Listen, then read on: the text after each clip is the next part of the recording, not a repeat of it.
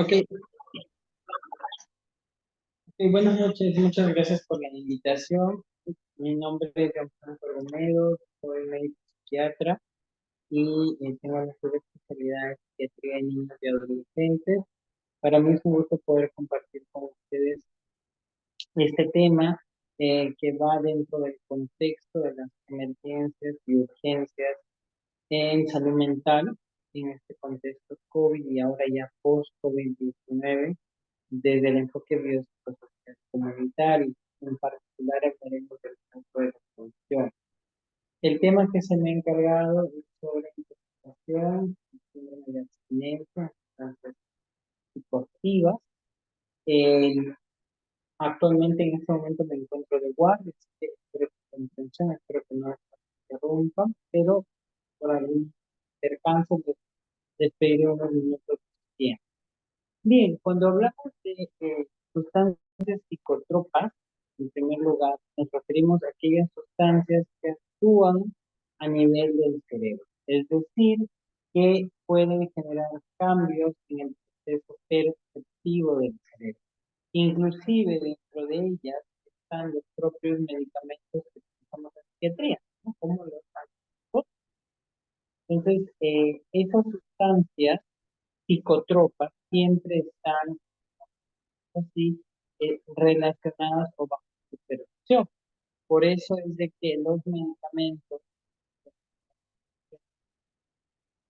psicóticos van a estar bajo vigilancia y van a ser farmacéuticos para poder expedir estos medicamentos, libros que se llaman psicotrópicos, porque estos medicamentos pueden actuar a nivel cerebral, generando cambios en el cerebro. Dentro de ellos es la risperidona, el. Pero asimismo también tenemos sustancias que también generan cambios a nivel cerebral, pero estos cambios no son necesariamente en favor de la persona o para curarse, sino que generan efectos estimulantes, depresores o alucinógenos. Entonces tenemos tres grandes grupos justamente de efectos que generan.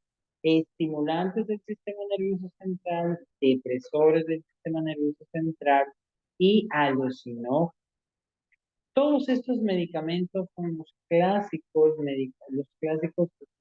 sustancias psicoactivas.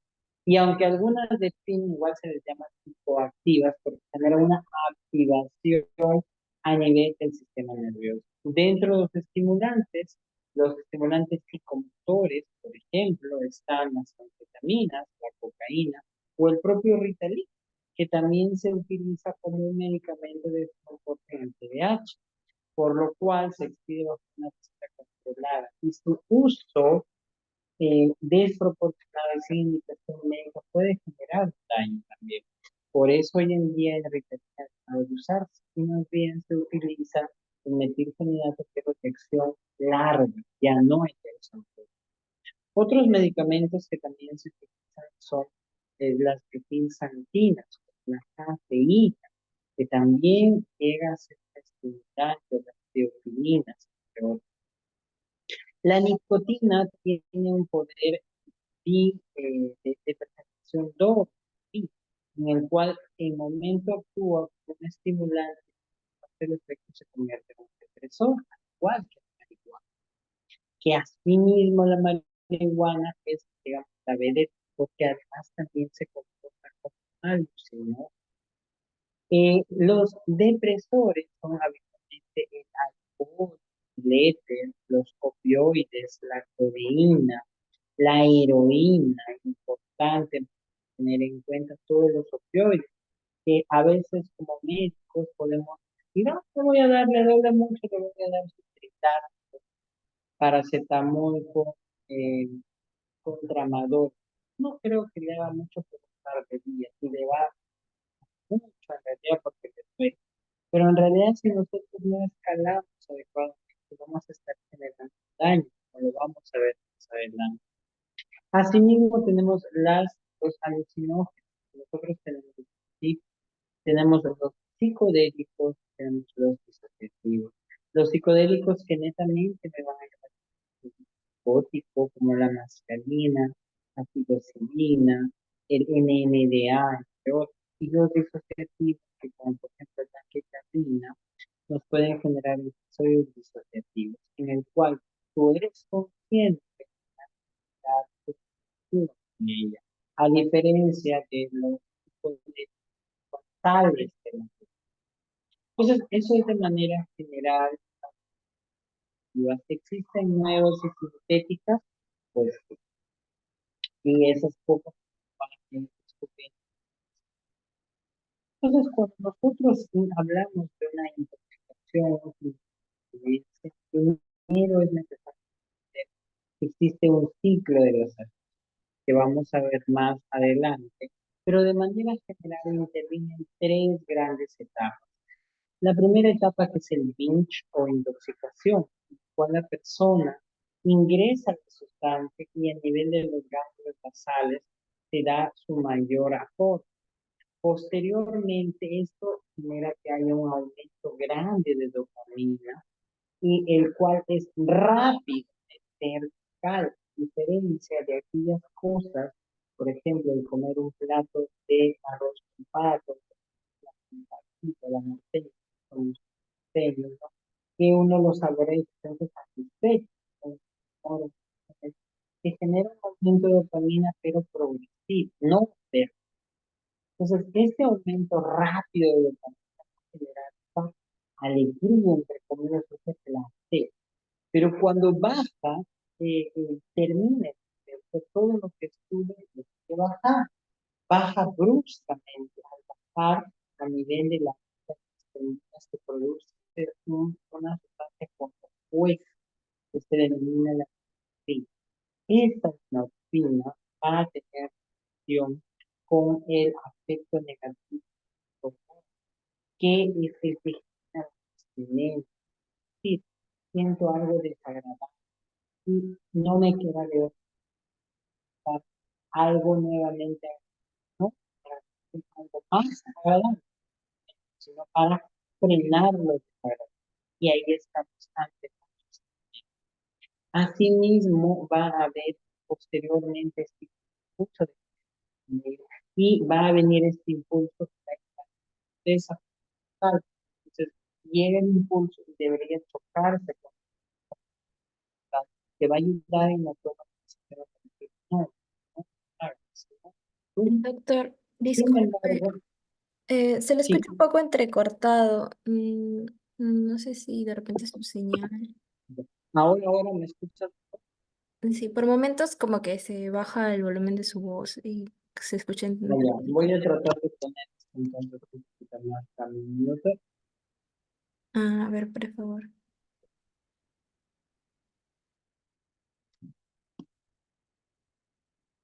Ahora debería estar mejor. ¿Me escucha mejor? Sí, doctor, se escucha mucho mejor. Perfecto, ya, muchas Sí, se gracias. escucha mucho mejor, doctora. Gracias. Gracias. Perfecto. Entonces, decíamos, cuando se da este proceso a nivel de la corteza prefrontal, llega el impulso que viene desde la amígdala extendida, que es el de acá, y la corteza prefrontal recibe este impulso. Entonces, en la corteza prefrontal hay un ciclo que se llama Up-Stop Regulation, que es el que permite stop, frenar o up, continuar este impulso. Cuando esta intoxicación va siendo repetitiva y cada vez mayor, vamos a ver que este impulso gana y finalmente la persona termina consumiendo, ¿correcto? Y así es como pasa de un uso experimental a un uso regular, posteriormente a un abuso de sustancias y finalmente a una dependencia por las sustancias, en el cual va a pasar de una cantidad, frecuencia, a ya un deterioro, tanto escolar, en niños y adolescentes, familiar y social. Entonces, cuando hablamos de el ciclo de la adicción, hablamos de tres grandes etapas, ¿no? La intoxicación, el afecto negativo y la peor. Estas tres etapas o anticipación, estas tres etapas están vinculadas entre sí. Pero para que se llegue a esta etapa, tiene que haber ciertos comportamientos fundamentales para que este ciclo se active. Dentro de ellos está la impulsividad, el refuerzo positivo, negativo y la compulsividad. Esto lo vamos a entender con un ejemplo. Un adolescente, por ejemplo, se va a tomar primera vez y impulsivamente decide, voy a tomar un trago y luego voy a fumar un cigarrillo, voy a experimentar consumiendo marihuana, ¿correcto? Porque de repente un compañero de la fiesta me dijo, ay, si no fumas, entonces no eres de mi grupo. ¿Qué? Entonces, si esa experiencia es placentera, este sentimiento va a reforzar positivamente. Entonces digo, me sentí bien, entonces mejor voy a volver a hacer, ¿correcto? Pero ¿qué pasa si esa experiencia, digamos, posteriormente yo me siento bien, me siento tranquilo, pero luego, digamos, puedo yo estar pasando por un proceso de tristeza, ¿correcto? Y en este caso, el alivio temporal refuerza negativamente. Entonces, por ambos lados, el refuerzo positivo de sentirme bien y el refuerzo negativo de ya no sentirme mal, vuelvo a consumir de manera seguida, continua y finalmente se genera de manera compulsiva. Este refuerzo va a terminar cambiando esta impulsividad de querer, ya, lo voy a hacer a compulsividad, lo tengo que hacer, porque es la diferencia entre un acto impulsivo, yo decido hacer esto, y un acto compulsivo, yo lo tengo que hacer seguidamente, ¿correcto? Entonces, esta impulsividad es muy importante tener en cuenta. ¿Por qué? Porque como nos demostraron en el 2018 Carolina Cosa y colaboradores, esta impulsividad es un marcador de vulnerabilidad. De ahí que esta impulsividad que se define como la falta de inhibición de, de conducirse hacia una acción o de actuar por impulso, va a ocasionar que pueda iniciar ese consumo. Pero esta impulsividad a su vez tiene cuatro constructos. Dentro de ellos está la falta de meditación, la falta de perseverancia, la búsqueda de sensaciones y la urgencia. Y esto va a estar en relación a las tres áreas que están implicadas en el desarrollo de la conducta adictiva. Dentro de ellas, la corteza prefrontal, el núcleo accumbens y el estrato ventral y el área tegmental. Entonces, estas tres áreas van a ser las que se van a, digamos, ver involucradas. Y en adolescentes, de manera concreta, la corteza prefrontal aún no está bien desarrollada. Entonces, eso se va a relacionar con la urgencia, las ganas de querer hacerlo rápido, de no tener ese freno ante ese impulso.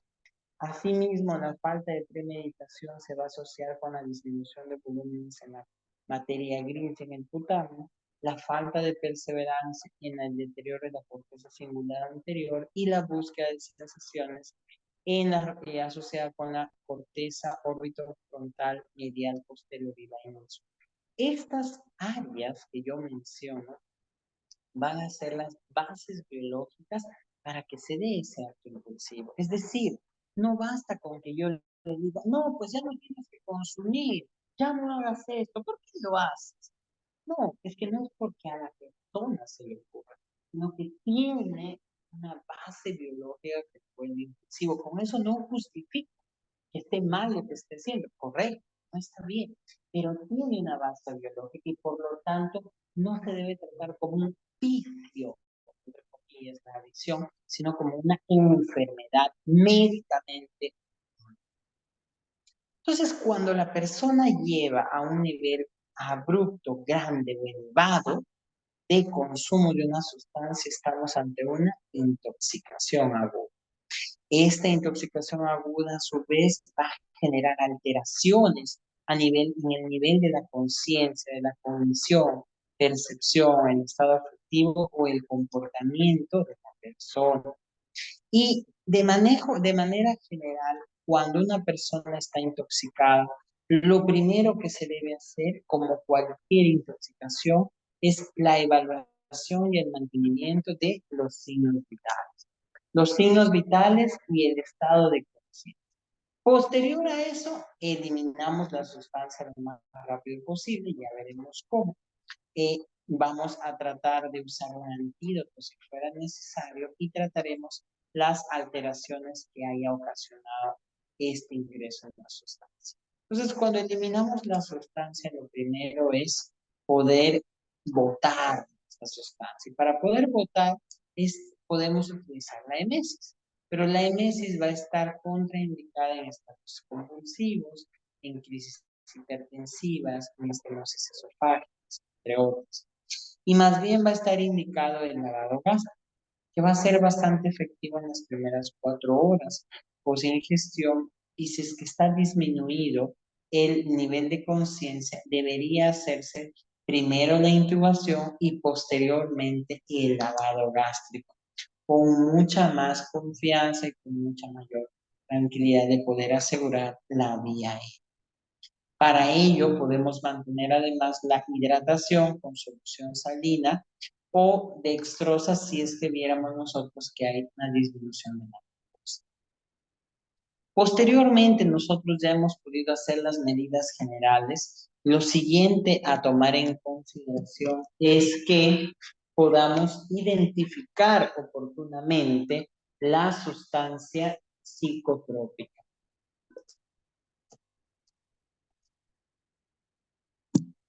Disculpe. Entonces, cuando nosotros identificamos oportunamente, vamos a poder tratar adecuadamente. Una de las sustancias psicotrópicas más comunes es el alcohol. El alcohol que va de diferentes concentraciones y que va a tener un efecto depresor. Y según la ley número 27753, tenemos una tabla de alcoholemia.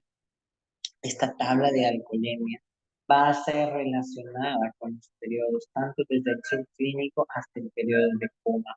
Es decir, subclínicamente no van a existir síntomas o signos clínicos, pero cuando se hagan unas pruebas psicométricas sí va a haber cambios en los tiempos de respuesta, pero penalmente ni administrativamente vamos a tener penalidades o problemas legales. En cambio, en el segundo periodo, que va de 0,5 a 1,5 gramos por litro de alcohol en sangre, sí vamos a considerar la ebriedad, en el cual tendremos además la persona muy alegre, muy eufórica, ¿correcto?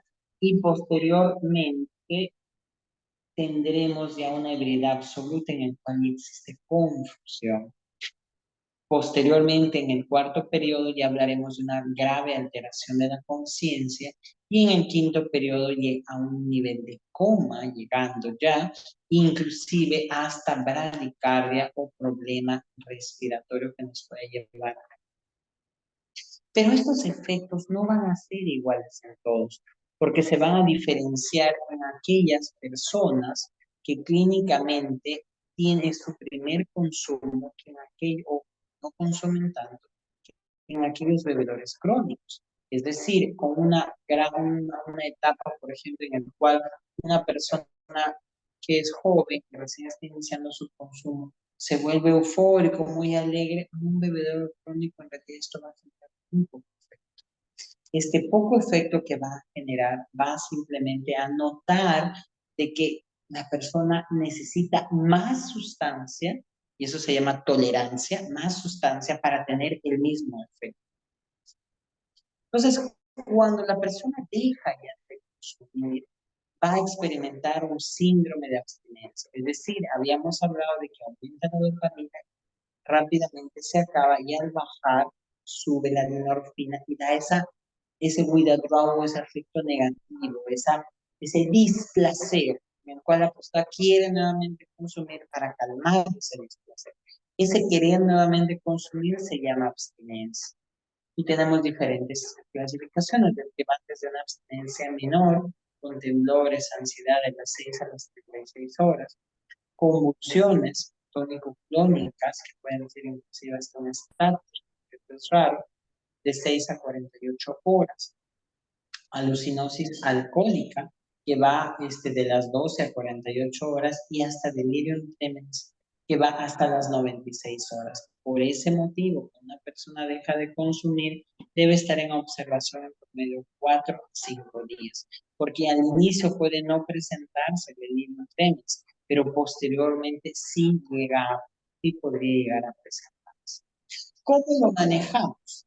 Entonces, en primer lugar, cuando hablamos de una intoxicación por alcohol, debemos administrar hidratación, un control cada 4 horas de funciones vitales.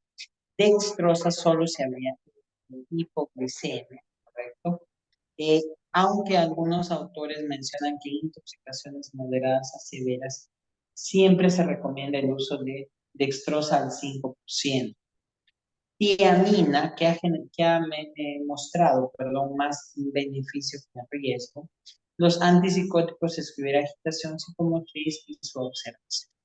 A diferencia de un síndrome de abstinencia en el cual a lo anteriormente mencionado se agregan las benzodiazepinas y los anticonvulsivantes que nosotros en psiquiatría utilizamos como estabilizadores del ánimo, dentro de los cuales se encuentra el valproic. Pasando a la siguiente sustancia, tenemos los opioides, que aparentemente, sobre todo, se usa mucho el tramal en muchos casos de dolor.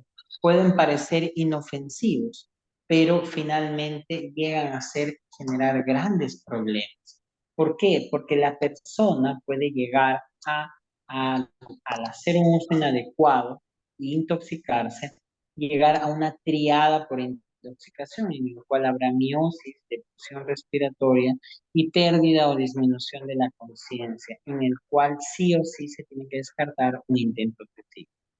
Asimismo, esta intoxicación puede llevar a náuseas, vómitos y si es grave hasta una depresión de los reflejos respiratorios. Cuando la persona deja de consumir, de acuerdo a las horas en que ha dejado de consumir, aparecen síntomas. En las primeras 8 horas usualmente es de un grado 1, en el cual hay lagrimeos, rinorrea, ansiedad. En las segundas 12 horas ya va a haber piloerección, mialgias. Este dolor es horrible, en lo que yo he podido ver a los pacientes se quejan de un dolor muy intenso, por eso es muy importante poder ayudarlos. En el nivel 3 ya estos síntomas incrementan y llega a haber una inquietud. Son en el nivel 4 hasta 36 horas, hablamos al día y medio posterior, pueden llegar a tener vómitos, diarreas o hasta un orgasmo, una eyaculación. El antídoto, cuando hay una intoxicación, hablamos de la zona, que se administra por vía endovenosa, subcutánea o por intramuscular, una dosis de 0,4 miligramos se repite cada 2 minutos. Esta es la dosis en niños de 0,01 miligramos por kilo cada 2 minutos. Pasando a una tercera sustancia, hablamos de algo muy común y conocido, que es la marihuana. La marihuana que proviene del delta 9 tetrahidrocannabinol, que es un derivado de los cannabinoides. La marihuana puede ser inhalada, puede ser ingerida, puede ser fumada y puede llegar a tener efectos inclusive entre los 15 y 30 minutos, que inclusive hasta pueda, entre comillas, hacer que la persona huele. Por eso esta frase, volamos rápidamente, posteriormente salta. Cuando la persona se intoxica, algo muy clásico va a ser la suspicacia o la ideación paranoide. Es decir, ¿qué me quieres hacer? ¿Qué tienes conmigo? ¿Estás contra mí? Va a ser muy usual que la persona presente esta característica. Está a la defensiva, como que piensa que los demás le quieren hacer algo. Asimismo, algo muy característico son los ojos rojos, inyección conjuntiva. La abstinencia suele presentarse muy frecuentemente el dolor abdominal. Es lo más característico en la abstinencia marihuana. Y es muy común que esto se asocie con TDAH, por lo cual hay que descartar. En niños, los síntomas van a una duración de 4 a 48 horas, de acuerdo a la dosis ingerida, y siempre debe hacerse la interconsulta MAMIS o psiquiatría forense para ver por qué motivo está sucediendo ello. En adolescentes los síntomas se resuelven rápidamente de 4 a 6 horas, pero el problema con ellos es de que el daño a nivel de corteza prefrontal es muy grande, muy rápido. De ahí que existe, ya se ha comprobado desde el 2018, un nexo entre la esquizofrenia y el consumo de marihuana. Es decir, hablamos que la persona que consume marihuana puede activar rápidamente el gen de la esquizofrenia, según la última revisión del año 2018, y esto conllevar posteriormente a un problema ya crónico de una psicosis crónica. Pasando ya, Guillermo, ¿querías hacer una pregunta? ¿Se está activo tu audio? Guillermo Achón. No, no, no, disculpe, no. Ok, ok, ya, no te preocupes. Pasamos a la siguiente sustancia que es la benzodiazepina. Las benzodiazepinas son medicamentos que pueden empezar como un uso, entre comillas, muy dócil, noble, pero que finalmente, si es que no se usan adecuadamente, pueden generar un daño. Las benzodiazepinas van a potenciar el efecto del neurotransmisor GABA sobre sus receptores ionotrópicos y como ustedes lo ven acá, vemos cómo ingresa los iones de cloro y vemos cómo cuando hay una unión de una benzodiazepina, que es el verdecito por acá, el azulito, perdón, por acá, vemos que ingresan más iones de cloro. Esto va a generar una hiperpolarización de la membrana. Entonces la neurona va a ser menos excitable y generalmente va a llevar a un estado de inhibición neuronal. Esta inhibición neuronal va a ocasionar que los niveles de dopamina se inviertan, es decir, aumenten rápidamente. Y esto es lo que lleva finalmente a una proceso de... Muchas veces creemos que cuando tomamos medicamentos como por ejemplo el alprazolam de 0,5 es algo muy pequeño, que no es dañino, y lo cual es totalmente falso. Y elevo la voz para que entiendan, por favor, y presten atención a que una dosis de 0,5 de alprazolam o de clonazepam, según la Oficina de Naciones Unidas contra las Drogas y el Crimen, la NIDA, desde el 2018, tiene la equivalencia a 10 miligramos de diazepam. Es decir, si tú ingieres o tomas clonazepam 2 miligramos, estás tomando 40 miligramos de diazepam, una dosis enorme. Y mucha gente dice, no, pero yo tomo el corazón. 0,5, 0,5. Ese 0,5 es como si tomaras un diazepam de... Cuando la persona se intoxica, además del comportamiento problemático que puede tener, puede presentarse a marcha insegura, listar trastornos cognitivos, entre otros. El antídoto es el flumazenil. El mes pasado, no, menos del mes, hace 10, 15 días, tuvimos acá en el hospital Loaiza la infortuna en realidad de tristeza por su paciente y la familia de recibir una adolescente de 16 años que llegó porque había ingerido 1.000 miligramos de diazepam. Y obviamente llegó con una disminución del estado de conciencia y el manejo conjunto de psiquiatría de niños y adolescentes, que está mi persona, su servidor, y los colegas de UCI pediátrica logramos estabilizarla utilizando el plumas. En este caso, hablamos del uso de flumazenilo que se debe administrar en glucosa al 5% diluida. La administración debe ser y se debe ver la respuesta en 1 minuto y si no responde, dar un nuevo bolo hasta máximo 8 bolos. La dosis en niños es de 0,01 miligramos por kilo de peso endovenoso en 15 segundos, con una dosis máxima de 0,2. Cuando ya hay un consumo crónico, se debe tratar y disminuir la abstinencia, bajando la dosis de las benzodiazepinas de 50% en 50%, con un tratamiento no superior a los 3 meses o hasta 4 según algunos autores. Entonces vemos que las benzodiazepinas sirven, ayudan, sí, pero si son usadas adecuadamente. En psiquiatría tenemos indicaciones per se las benzodiazepinas para el síndrome catatónico o para la abstinencia. En otros casos no está indicada, salvo PRN. PRN por razón necesaria. A, ansiedad por razón necesaria. A, insomnio, entre otros. pero no es la indicación. Tengo ansiedad, toma la benzodiazepina. No, es solo si es que fuera una ansiedad que no es controlada con el medicamento de elección para la ansiedad, que en este caso es el inhibidor selectivo de recaptación de serotonina. Y para el insomnio, que en este caso debería buscarse la causa de insomnio. Si es primario, podríamos utilizar los hipnóticos no benzodiazepínicos, y si es secundario, usualmente mejora con antidepresivos, estabilizadores del ánimo, litio o antipsicóticos.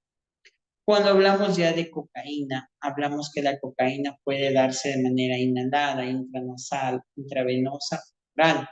Y la intoxicación va a estar en función de la dosis ingerida, de la susceptibilidad. La cocaína es la que está más relacionada con infracciones relacionadas al consumo o a la posesión, según el Observatorio Europeo de Drogas y de Toxicomanías. Asimismo, la cocaína va a tener una dosis mortal de 1 a 2 gramos vía oral, de 75 a 200 miligramos de manera endovenosa. La cocaína a nivel de la intoxicación va a estar relacionada con los opioides, dentro de la heroína, porque en la intoxicación por cocaína vamos a tener midriasis bilateral, en la abstinencia vamos a tener miosis bilateral, en la intoxicación por heroína también tendremos miosis, y en la abstinencia por heroína midriasis. Es decir, la miosis se puede presentar en cocaína o en heroína, en abstinencia por cocaína o en intoxicación por heroína, y la midriasis en intoxicación por cocaína o en abstinencia a heroína.